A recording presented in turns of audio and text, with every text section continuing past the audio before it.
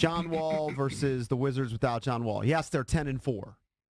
And they lost to Golden State, which everybody expected. And the statistics do seem favorable without John Wall. For example, the team was averaging 23.2 assists, 11th in the NBA before Wall goes down. Without him during the stretch, they're averaging 30.2 assists. So a big jump in assists. And it's even more dramatic when I guess they chart just passes in a game. And in terms of the amount of passes they had in a game, it was 281 per game. 27th in the NBA. There are only 30 teams, so they were almost at the bottom of the league, and now it's jumped to 10th in the league. Scott Brooks, who we're going to have on at 8 o'clock, was asked about this, and, he's not buying the whole we're better without John Wall, and just points to the fact that they were forced to play differently, and that they're going to go back to doing what John does well, but he's going to try and incorporate some of the things they're doing, moving the ball, but that they're going to run more pick and roll because John's great at pick and roll, and he gets 5 or 6 open threes for guys, and that when John gets back, they also get a lot of easy buckets in transition because he's one of the fastest guys in the NBA. So I think it's a good development how well they're playing without him. I don't know how sustainable it is. It seemingly has been pretty damn sustainable. Did you watch any of the pregame stuff yesterday on ESPN with Jay?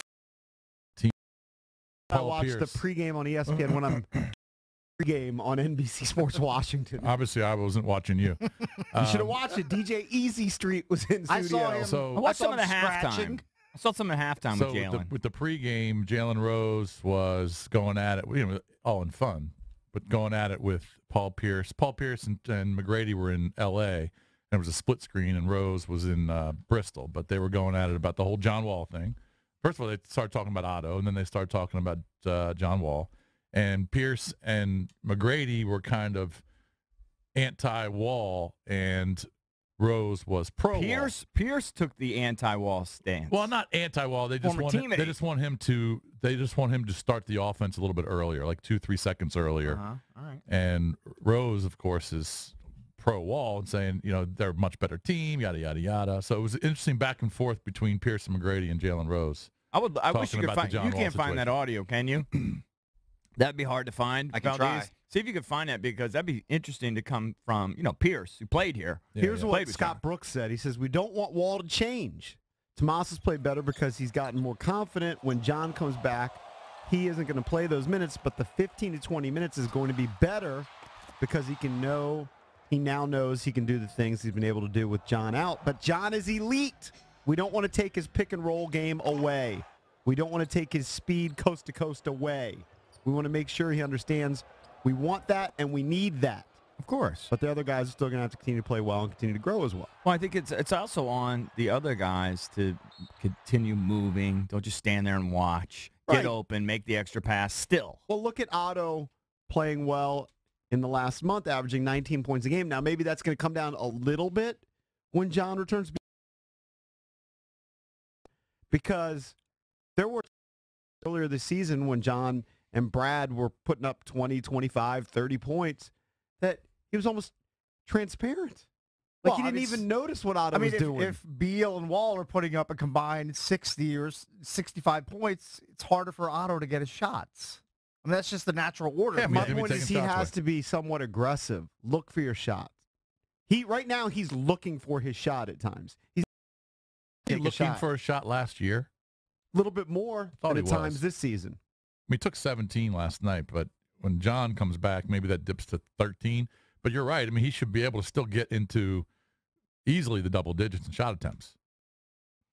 And he should be taking, 6 to 8 threes. He just should.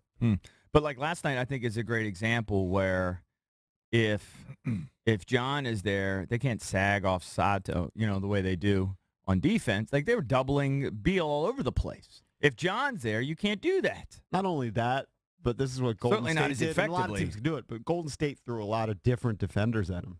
Yeah. Who had Beal? Yeah. Yeah. I'm sure Iguodala was guarding him at some point. All right, let's bang out some of these calls. It's Open Line Thursday. Your chance to steer the show. Do whatever you want here. We're good. We're open to it, right, Cakes? Let's go to Chris in Oxon Hill. Chris, what's up, man? You're on with the Junkies. Hey, what's going on? Hey, buddy. I think the Wizards are missing a additional superstar, but it's not necessarily John Wall. We watching these games, and when John comes back, he can't shoot. he'll get 30 and the team will lose. He does good things defensively as far as his athletic ability, but that type of superstar, that OC, run down the floor as fast as you can, fall on the ground or get a foul, but he can't knock down open shots. We need to trade John Wall, and now that he has these 3 knee surgeries, DC is stuck with him, another injured player that's not conducive to winning championships.